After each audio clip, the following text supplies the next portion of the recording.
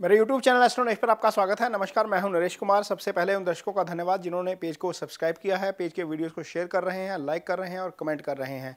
बात करेंगे अगस्त महीने की राशिफल की। अगस्त महीने के दौरान मेष राशि के जातकों के लिए उनकी जॉब कैसी रहेगी, उनका प्रोफेशन कैसा रहेगा, करियर कैसा रहेगा, कारोबार कैसा रहेगा, अर्निंग्स कैसी रहेंगी, उनकी सेहत कैसी रहेगी, उनका रिलेशनशिप कैसा रहेगा और उनकी स्टडीज़ कैसी रहेंगी, इन तमाम विषयों पर बात करेंगे। लेकिन सबसे पहले ये बताएंगे कि ये अगस्त महीने के दौरान आपकी कुंडली में ग्रहों का गोचर किस तरीके से होगा। ये जो कुंडली आप देख रहे हैं ये मेष राशि की कुंडली है और 1 अगस्त की ही कुंडली है। 1 अगस्त को गुरु और राहु लगन में गोचर कर रहे हैं, यानी कि चंद्रमा के ऊपर से उनका गोचर हो रहा है। ये गोचर अच्छा नहीं है। सूर्य चौथे भाव से गोचर कर रहे हैं, ये गोचर भी अच्छा नहीं माना जाता सूर्य का चौथे भाव में। शुक्र, बुध और मंगल, ये गोचर जो है इनमें से शुक्र का गोचर शुभ है, बुध का गोचर और मंगल का गोचर शुभ नहीं है। केतु का गोचर भी शुभ नहीं है।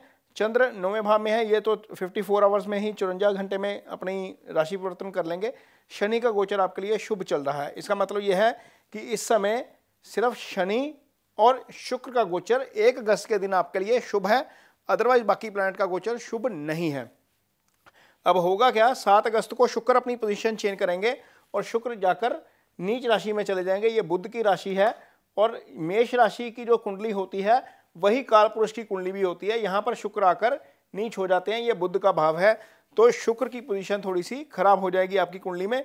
शुक्र आपकी कुंडली में मार्केश बनते हैं, पहले मार्केश भी शुक्र हैं और दूसरे मार्केश भी शुक्र हैं, तो ये नीच हो जाएंगे। ये स्थिति अच्छी नहीं है। इसके बाद 17 अगस्त को सूर्य का राशि परिवर्तन होगा। सूर्य यहाँ से निकलेंगे और यहाँ पंचम भाव में चले जाएंगे। ये सूर्य की अपनी राशि है, लेकिन इसके बावजूद ये गोचर शुभ नहीं है, क्योंकि पंचम में सूर्य का गोचर शुभ नहीं होता। हालांकि यदि ये लगन कुंडली होती, किसी की नेटिव कुंडली होती, किसी का बर्थ चार्ट होता, तो सूर्य की पोजीशन बहुत अच्छी थी, क्योंकि ये त्रिकोण भाव में आ गए। लेकिन गोचर में यह शुभ नहीं है, तो ये स्थिति भी आपके लिए अच्छी नहीं है। 18 अगस्त को मंगल गोचर करेंगे और मंगल चले जाएंगे 6ठे भाव में। ये गोचर शुभ हो जाएगा, यानी कि मंगल का गोचर आपके लिए शुभ होने जा रहा है। शुक्र का गोचर आपके लिए शुभ नहीं होगा। मंगल लग्नेश है, लग्नेश का गोचर में शुभ स्थिति में चले जाना आपके लिए अच्छा है। इसके बाद 23 अगस्त को बुध यहीं पर सूर्य के प्रभाव में आकर अस्त भी हो जाएंगे और वक्री भी। ये दोनों ही चीज़ें बुध के साथ हो जाएंगी और ये अस्त और वक्री दोनों हो जाएंगे। बुध आपकी कुंडली में 3रे भाव के स्वामी है, 6ठे भाव के स्वामी हैं, तो इसका सारे गोचर का क्या असर होगा ये जानने की कोशिश करेंगे। यहाँ पर शनि आपकी कुंडली में कर्म स्थान के भी स्वामी हैं और आय स्थान के भी स्वामी हैं। ये अपनी मूल त्रिकोण राशि में चल रहे हैं और गुरु ने यहाँ पर 9वीं दृष्टि से भाग्य को एक्टिवेट किया हुआ है। चंद्रमा के ऊपर गुरु की दृष्टि है। अर्निंग हाउस का जो लोड है वो तो खैर जो है वो उसकी पोजीशन थोड़ी सी खराब हो जाएगी, लेकिन इसके बावजूद आपको मनी का फ्लो कायम रहेगा, क्योंकि शनि यहाँ पर खुद विराजमान है, इसी भाव के स्वामी हैं, शुभ गोचर में है। यदि आपके ऊपर शनि की महादशा या अंतरदशा चल रही है तो आपके लिए मनी फ्लो नहीं रुकेगा। लेकिन एक चीज़ और साथ में होने जा रही है, मंगल और शुक्र दोनों एक साथ 12वें भाव को एक्टिवेट कर रहे हैं। ये भाव खर्चे का भाव है। कुछ अनएक्सपेक्टेड खर्चे जिसकी उम्मीद नहीं है वो अगस्त में आपके सामने हो सकते हैं। उसके लिए आपको अपनी बजट की मैनेजमेंट करनी पड़ेगी, फंड मैनेज करने पड़ेंगे किसी ना किसी तरीके से। इस बात को बैक ऑफ द माइंड आपको रखना पड़ेगा, क्योंकि ये भाव एक्टिवेट है, तो 12वां भाव खर्चे का भाव होता है। इस भाव के स्वामी भी राहु केतु एक्सिस में है, तो ये स्थिति एक तरीके से अच्छी नहीं है। हालांकि फंड का फ्लो कायम रहेगा, लेकिन कुछ अनएक्सपेक्टेड खर्चे आपके सामने आ सकते हैं। कई बार किसी को प्रॉब्लम हो जाती है, कई बार किसी फंक्शन में जाना पड़ता है, उसके लिए ड्रेस लेनी पड़ती है, कुछ इस तरह के खर्चे आपको अनएक्सपेक्टेड आ सकते हैं। उसका आपको थोड़ा सा विचार करना पड़ेगा। तो ये तो करियर की बात हो गई और आपके अर्निंग्स की बात हो गई। करियर हाउस का लोड और अर्निंग हाउस का लोड अच्छी पोजीशन में है, इसलिए वहाँ पर ज़्यादा दिक्कत नहीं आएगी। अब बात करेंगे आपके रिलेशनशिप की। जो रिलेशनशिप है, ख़ासतौर पर जो मैरिड लोग हैं उनके लिए थोड़ी सी स्थिति अच्छी नहीं है, क्योंकि कारण उसका यह है, इस भाव का स्वामी शुक्र है, शादी का कारक ग्रह भी शुक्र होता है, और फैमिली वाला भाव जो दूसरा भाव है उसका स्वामी भी शुक्र है। और शुक्र कहाँ चला गया, नीच राशि में। सूर्य एक तरफ, केतु दूसरी तरफ। पहली बात तो नीच हो गया, दूसरी तरफ पाप कर्त्री में हो गया। तो यहाँ पर डिफेंस के लिए कोई नहीं है, ना तो गुरु की दृष्टि उसके ऊपर जा रही है शुक्र के ऊपर, ना ही कोई अच्छे ग्रह दूसरे की दृष्टि जा रही है। तो बुध भी पोजीशन अपनी लूज कर देंगे, यहाँ पर अस्त भी हो जाएंगे, वक्री भी हो जाएंगे।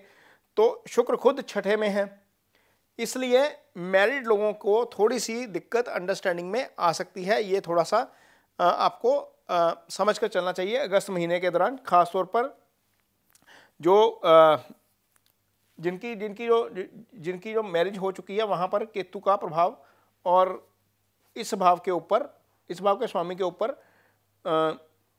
मंगल का प्रभाव। मंगल बेसिकली झगड़े का कारक है, तो ऐसा हो सकता है कि किसी ना किसी छोटी सी बात के ऊपर आपका कन्फ्लिक्ट अपने पार्टनर के साथ हो जाए, तो वहाँ पर आपको थोड़ा सा ध्यान रखने की ज़रूरत पड़ेगी। जहाँ तक सिंगल्स की बात है, जिनकी शादी नहीं हुई है, जो पार्टनर का इंतज़ार कर रहे हैं, उनके लिए खैर थोड़ी सी अच्छी सूचना है, क्योंकि गुरु की दृष्टि पंचम पर पड़ रही है। सूर्य और बुध दोनों ने पंचम को एक्टिवेट कर दिया, एक पॉजिटिव और एक नेगेटिव प्लैनेट है, और गुरु भी देख रहे हैं, राहु भी देख रहे हैं, तो पंचम भाव के ऊपर 2 शुभ और 2 अशुभ ग्रहों का प्रभाव आ गया। इसका मतलब यह कि भाव एक्टिवेट है एक तरीके से। तो ऐसा हो सकता है कि आपको जो है वो कोई नया पार्टनर मिल जाए, यानी कि यदि आप इंतज़ार में हैं तो पार्टनर मिल सकता है, यदि रिश्ता पक्का हो चुका है और शादी भी हो सकती है इस प्रभाव के कारण। ये स्थिति आपके लिए थोड़ी सी अच्छी हो जाएगी। लेकिन एक चीज़ थोड़ी सी चिंताजनक है, ख़ास तौर पर उन लोगों के लिए जिनके यहाँ पर प्रेगनेंसी का दौर चल रहा है, भले ही आप मेल हैं भले ही आप फीमेल हैं।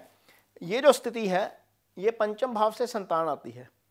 यहाँ पर सूर्य का विराजमान होना, बुध का यहीं पर अस्त हो जाना, राहु का इस भाव को देखना और शनि का भी इस भाव को सीधी दृष्टि से देखना, यानी कि भाव, भावेश और कारक, संतान का कारक गुरु भी जो है वो राहु केतु एक्सिस में है।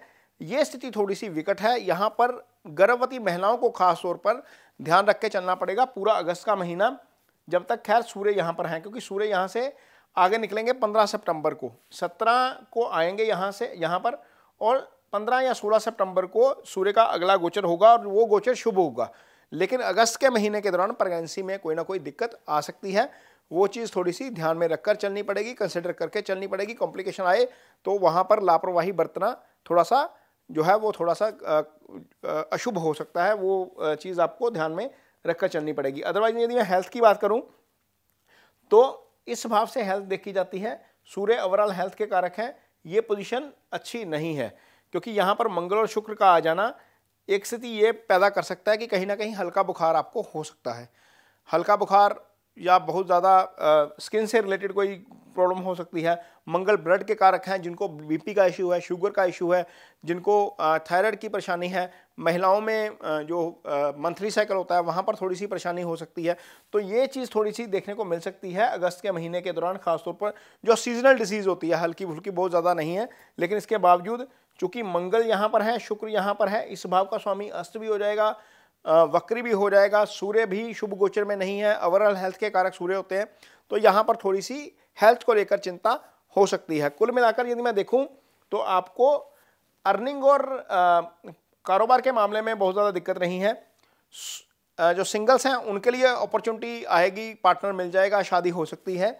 लेकिन जो मैरिड हैं वहाँ पर दिक्कत हो सकती है, थोड़ा सा हेल्थ को लेकर इशू हो सकता है, ये माइनर है, बहुत ज़्यादा नहीं है। जहाँ तक स्टूडेंट्स की बात है, स्टूडेंट्स के लिए ये समय काफ़ी अच्छा रहने वाला है, क्योंकि गुरु चंद्रमा के ऊपर से गोचर कर रहे हैं, बुध उस भाव में है जहाँ से हम हायर स्टडी देखते हैं, दोनों ही ग्रह जो है वो स्टडी के कारक हैं, तो इस लिहाज से समय थोड़ा स्टूडेंट्स के लिए अच्छा हो सकता है।